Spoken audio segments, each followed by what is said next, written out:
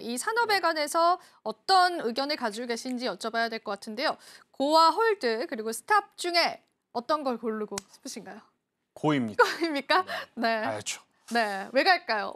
갈 때 가더라도 네. 여러 가지를 좀 체크를 해야 될 것 같은데 사실 화장품주들 같은 경우에는 결국에 업황은 건재합니다. 그러니까 이번에 실적에 대해서 말도 많고 지금 탈도 많은데 숫자 그대로 계산을 해보면 이 정도 실적 잘 나오고 그러니까요. 주가가 밀리는 것은 좀 다분히 속상할 수밖에 없는 일이 아닌가라는 생각이 들어요.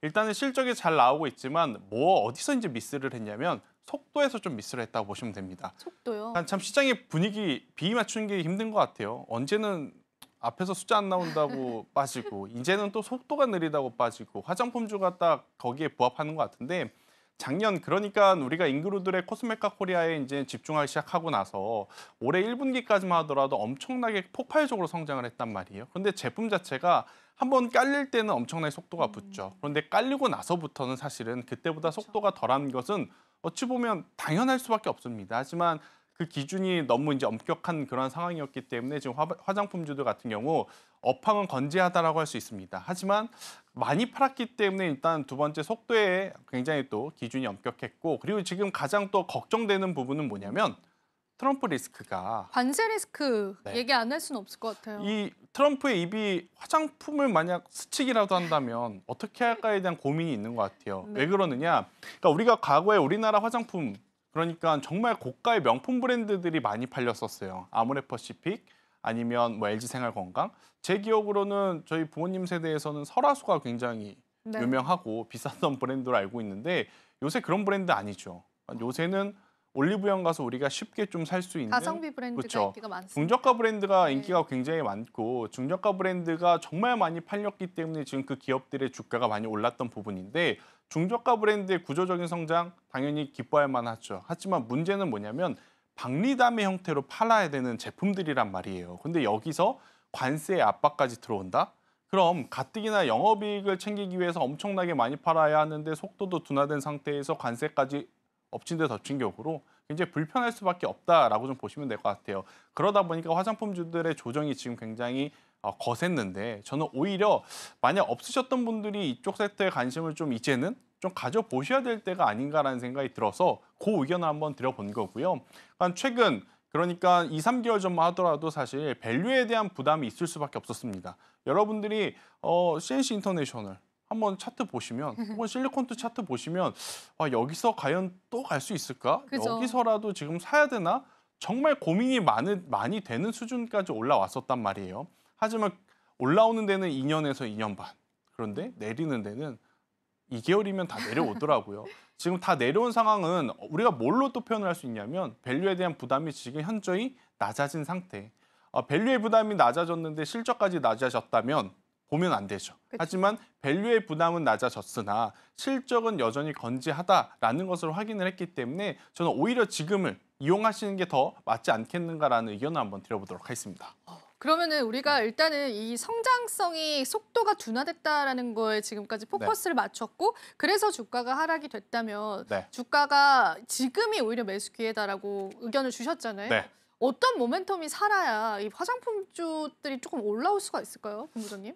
일단 가장 현실적으로는 돌아오는 4분기 실적은 실적으로. 사실 눈높이를 높이면 안 될 것 같아요. 근데 사실 실리콘투도 정말 잘 나왔지만 눈높이 대비 좀 낮았다라는 걸로 그렇죠. 급락이 나왔잖아요. 근데 일단 매는 먼저 맞았기 때문에 그래서 4분기 비수기의 어떤 성과는 그렇게까지 크게 중요할 것 같지는 않고요. 다가오는 내년 2분기 실적이 가장 중요할 것 같아요. 또 그 시점에 뭐가 있을 거냐? 트럼프 위기가 본격적으로 시장이 되면서 이제 중국과의 엄청나게 큰 트러블이 예상이 되는 시기이거든요. 그때 반도체 IT 지금 불안하죠. 2차 전지 불똥이 어디로 튈지 모르죠. 제약바이오 지금 흘러가는 걸 봐서는 그때도 정신이 없을 것 같죠. 그러면 지금 먼저 매를 맞고 있었던 종목군들이 그때는 오히려 기회가 될 수 있지 않겠는가라는 생각을 저는 하는 거예요. 그래서 지금의 가격이라면 그때까지 가지고 가는 거 벌써 11월 끝나갑니다. 12월, 1월, 2월 하다 보면 어느새 그 시점 다가옵니다. 그러니까요. 너무 지금 먼저 매수해가지고 가지고 가는 거 아니야 라고 생각을 하실 수는 있겠지만 시간은 굉장히 금방 간다는 거 유념하셔서 저는 지금의 화장품주들은 다가오는 내년 2분기 실적의 개선세를 좀 기대를 하시면서 보시는 게 현실적으로 맞지 않겠는가라는 의견 한번 드려보도록 하겠습니다. 그러면은 이런 질문도 좀 드려보고 싶어요. 일단 우리가 고를 할 거긴 한데 돌다리도 두들겨 보고 건너라고 네. 약간 이게 건너도 될 만한 곳인가를 좀 보고 건널지 그쵸. 아니면 그냥 지금 건널까요? 약간 뭐가 더 좋을까요? 저는 지금도 괜찮다. 아 진짜로요? 네, 지금도 괜찮다라는 생각이 들어요. 왜냐? 주가라는 건 낮은 가격에 사서 높은 가격에 팔아야 되잖아요. 그렇죠. 지금 화장품주들 많이 내려왔습니다. 맞아요, 많이 물론 안 이제 잠시 후에 저희가 어떤 종목군들, 어떤 기업들을 좀 선택을 해야 되느냐 이 이야기도 하겠지만 지금 대다수의 화장품주들이 가격적으로 정말 매력적인 구간에 있는 것은 맞아요. 그래서 들고 가실 거라면 괜히 기다렸다가 놓치셔서 말고. 쫓아가지 마시고요. 저는 지금이 아닐까라는 의견 드리도록 하겠습니다. 그러면 우리가 지금 두드리지도 않고 건넌다면 네. 어떤 종목을 좀 건너볼까요? 뭐 저도 뭐 여러 가지 이제 기업을 좀 많이 좀 체크를 했는데 앞서 이제 앵커님께서 이야기한 그 리포트에서 눈여겨볼 기업으로는 저는 코스맥스를 코스맥스. 꼭 보셔야 된다라는 생각이 듭니다. 결국 이제 코스맥스는요, ODM사에서 이제 전 세계 1위 점유율을 좀 가지고 있어요. 그러니까 1위라고 하는 타이틀이 주는 기대감은 굉장히 상당하거든요. 특히나 이 코스맥스 같은 경우에는 실리콘투처럼 잉그루드랩처럼 코스메카 코리아처럼 CNC 인터내셔널처럼 주가가 많이 올랐는가? 오르지 못했습니다. 그런데 이제 그게 그동안에는 가장 큰 단점이었죠. 아니 왜 이들 다른 기업도 올라가는데 코스맥스는 그렇게 좋은 기술을 가지고 있다고 하지만 오르지 못해? 근데 이제 그게 장점으로 부각이 될 수 있다는 거죠. 왜냐하면 지금 조정이 조금 심해진 기업들의 공통점, 미국발 매출이 커진 기업입니다. 그거 좀 리스크인 것 같아요, 네. 정말로. 그게 올라갈 때는 엄청나게 좋았지만 트럼프 당선이 나타나고 나서부터는 그게 가장 큰 리스크가 지금 그죠. 돼버린 상황이잖아요. 코스맥스는 반대로 안 되더라도 계속해서 중국 시장의 문을 조금 더 강하게 두드렸던 기업입니다. 그러니까 그들이 움직일 때 사실 코스맥스가 따라 올라가지 못했죠. 그래서 코스맥스 가지고 계셨던 분들은 속상하죠. 하지만 지금 시간이 지나서 돌이켜보면 이제부터는 미국보다는 중국 쪽에 한번 기대를 걸어보는 게 더 확률적으로 높지 않겠나라는 생각이 들 수밖에 없습니다. 왜? 중국 같은 경우에는 경기 부양에 대한 이야기가 계속해서 지금 강하게 나오고 있지 않잖아요. 그런데 일단 연말 소비 시즌은 다가왔습니다. 그렇기 때문에 오히려 저는 북미라든지 이런 유럽 쪽보다는 그동안에 잠잠했던 중국 쪽에서 이제 새로운 뉴스가 나오는 것을 기대를 하면서 한번 바라보시는 게 어떨까라는 생각이 들어서 다른 기업들보다는 이제 코스맥스를 먼저 챙겨보자라는 의견 한번 드릴 수 있을 것 같습니다. 코스맥스 같은 경우에는 사실 그 동남아 쪽의 매출에 관한 기대감들도 있어서 네. 우리가 알고 있는 그런 미국 쪽에 관한 리스크들을 좀 피해가는 그런 기업인 것 같기도 한데요. 일단 미국 리스크를 그럼 가지고 있는 기업들은 우리가 지금 시점에서는 좀 배제하는 전략들이 맞을까요?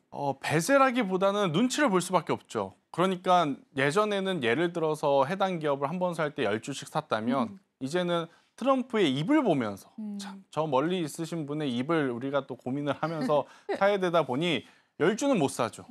한 2주, 3주? 최대한 지금 나눠 살 수밖에 없는 상황이 아닌가 싶어요. 왜 지금 관세 얘기를 계속 하냐면 미국 입장에서 보면 화장품 산업 기준으로 어느 나라에서 가장 많이 수입을 해오는가? 우리나라입니다. 그럼요. 그러니까 트럼프가 지금은 반도체 보고 있고 자동차 보고 있고 2차 전지 보고 있고 방산 보고 있으니까 아직까지는 이야기 안 했는데 이제 본격적으로 이기 시작해서 진물을 보다가 화장품주를 봤다.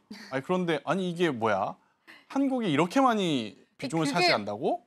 저는 되게 두려워요. 왜냐하면 화장품까지 관세 이야기를 하게 되면 그렇죠.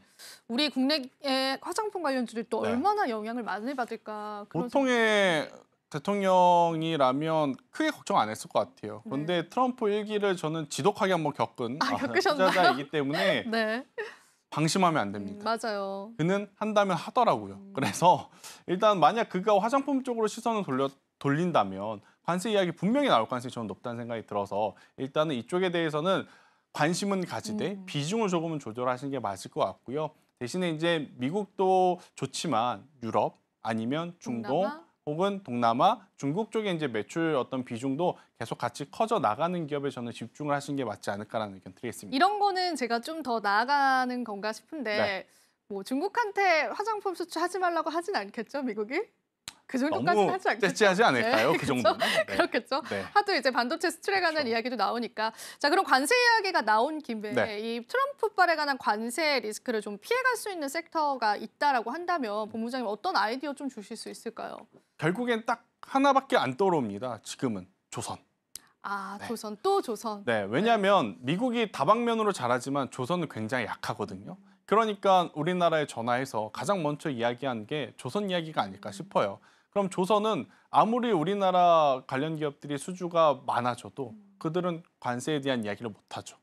그래? 그럼 너네 우리 말고 중국이랑 할래? 우리도 그걸 한번 배짱을 좀 부려볼 수 있는 유일한 산업이 어떻게 보면 지금은 조선이 아닐까라는 생각이 들어서 저는 그쪽에 관심이 더 집중되어야 한다. 지금 시장도 그걸 표현해주고 있습니다. 그게 이제 반영이 많이 되고 있고. 그렇죠. 반영이 되고 있는데 아직 트럼프 이기 시작도 안 한 상태예요. 그러면 저는 오히려 더 큰 상승을 좀 기대해 볼 수 있다는 의견 드리겠습니다. 지금 바로 구독을 눌러보세요. 실시간 경제 뉴스, 투자 전문가들의 다양한 시황과 정확한 분석, 또 알찬 투자 정보까지 신뢰할 수 있는 저희 서울경제TV와 함께하세요.